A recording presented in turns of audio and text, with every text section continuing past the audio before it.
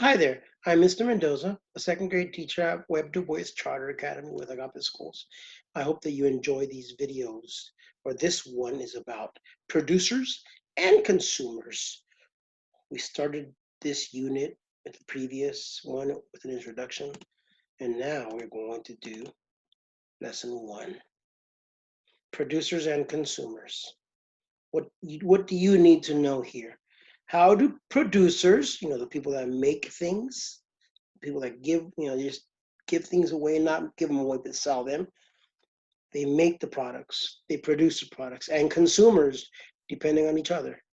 Consumers are those who take them. Producers give them, producers, consumers take them. How do they depend on each other? Producers provide goods and services. Consumers buy goods and services. The vocabulary that you'll be looking at, producer. There we go. How's that? Producer, goods, services, business, consumer, and factory. Christina and her family live in a community in which people have many kinds of jobs. Some workers grow or make products, and others sell products. A worker who grows, makes, or sells products is called a producer. Remember, they either grow, they make something, or they sell something, one or the other. Goods and services. Products are also called goods. Goods are things that can be bought and sold. Christina's grandmother grows flowers to sell. Her dad makes parts that are used to make computers. Producers also provide a service, provide services. Services are work people do for others. Dr. Briggs takes care of Christina's teeth. Mr. West teaches her to play the cello. Musician, music teachers. How are goods and services alike? Well, goods and services are always either bought or sold from the producer to the consumer. That's how they're alike. Think about it. Go back and read. Buying and selling. Christina and her mom go shopping downtown. Main Street has many businesses. A person who owns a business makes or sells goods or provides services. Christina gets her hair cut at the salon. She and her mom buy sandals at the shoe store and raisin bread at the bakery. The salon, the shoe store, and the bakery are all businesses. If they're all businesses, are they consuming the goods or producing the goods? They're part of our producers. They are part of a group that sells these goods and services. Christina and her mom are consumers. A consumer is a person who buys goods and services. When consumers buy things, they provide money so producers can buy things. This makes producers consumers too.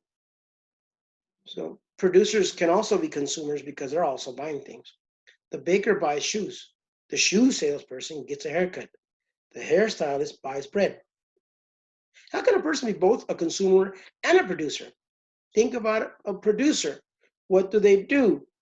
Producers are like ranchers who plant who plant vegetables, fruits, and who also raise farm animals. What do they need? Think about that.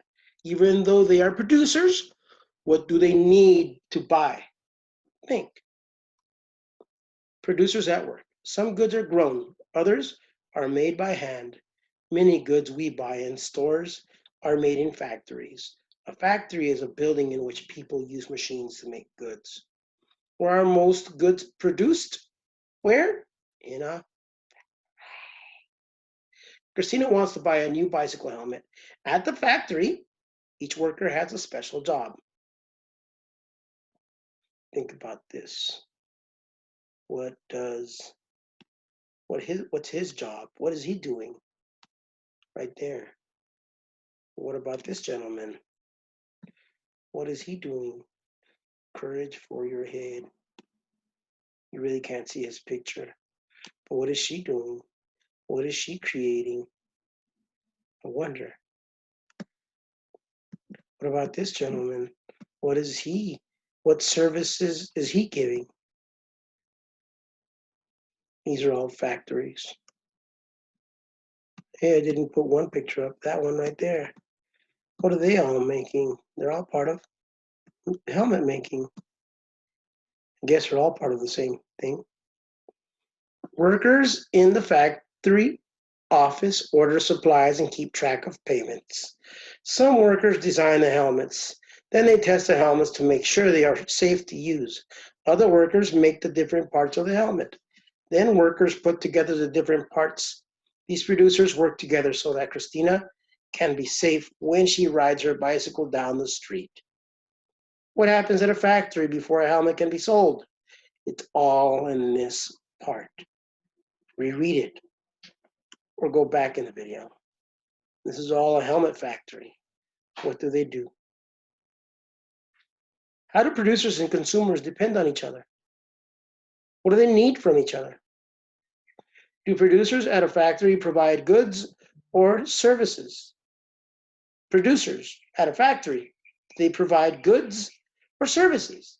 A good is something you can make. Services you can't make. So think about that. You can also make a chart that shows some of the goods and services your family buys. You can make a sentence with using this and think of some things that your family can buy. When Christina got her haircut, did she buy goods or a service? And you can also use bar graphs to show you all this information, because some kinds of information are easy to find in a bar graph. A bar graph uses bars to show amounts or a number of things. What you need to know. Bar graph's title tells you the kind of information it shows. Each bar stands for a different group being counted. You read some bar graphs from left to right and others from bottom to top. Here's something we can practice. How many dogs went to the Pet Palace on Tuesday? On which day the Pet Palace groomed 5 dogs? I'm thinking this is going to be about a pet palace with days and how many, what are the days that they groom and how many they groom every day. What were the 2 busiest days at the Pet Palace? I'm sure this graph is going to be about the Pet Palace and grooming dogs and how many they groom. And sure enough, look, the title, Dogs Groomed at the Pet Palace. And is there a legend anywhere that tells us? I guess this legend is only every square is one person. Every tile is one person. So on Sunday, on Monday, Tuesday, Wednesday, Thursday, Friday, Saturday. And you can just look at the numbers also and compare and contrast the numbers using that chart. You can also make a bar graph, show different kinds of pets and the number of people you know who have each kind of. Here's a little bit about Levi Strauss. If this is one of the things that we'll be reading in the future with inventors and what they invented. Levi Strauss learned from his family to be a good business owner.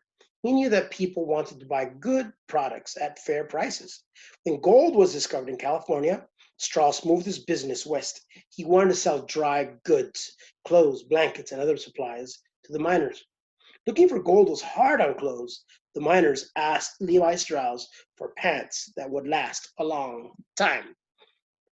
Obviously, their pants were not lasting for a long time. So Levi Strauss, I'm guessing he invented the Levi jeans. Why was it important that Levi Strauss was trustworthy in his business with others? Think about that. Levi Strauss was a business owner who helped make jeans. Doesn't matter what color. Well, back then it was probably brown jeans, but he turned it to blue jeans. Metal rivets and denim fabric made jeans last longer than other pants. He made these pants last longer because he made them differently than the rest of his clothes. And the rest of the clothes that was out there. Hard work and rugged land quickly wore out miners' clothing. Jacob Davis, the tailor, had the idea that if pockets were attached with metal rivets, they would not tear easily. But Davis did not have enough money to make the pants to sell. Strauss offered to use his own money to make the pants. Then both could make money when they sold the pants. The two became partners, and the first jeans were made. Oh, pretty cool. At least Levi Strauss didn't rip off Jacob Davis and call it his own, because some inventors do that. He obviously made him a business partner. Pretty cool. In 1853, he becomes a U.S. citizen and he starts business in San Francisco. So he was born somewhere else. I didn't know that. In 1872, applies for U.S. patent for jeans with riveted pockets. In 1873, with Jacob Davis, he gets a patent to make jeans on May 20. Remember, the patent is a document that says that you have all the rights to sell and make the product that you made. I hope you enjoyed this portion about producers and consumers and how they need each other.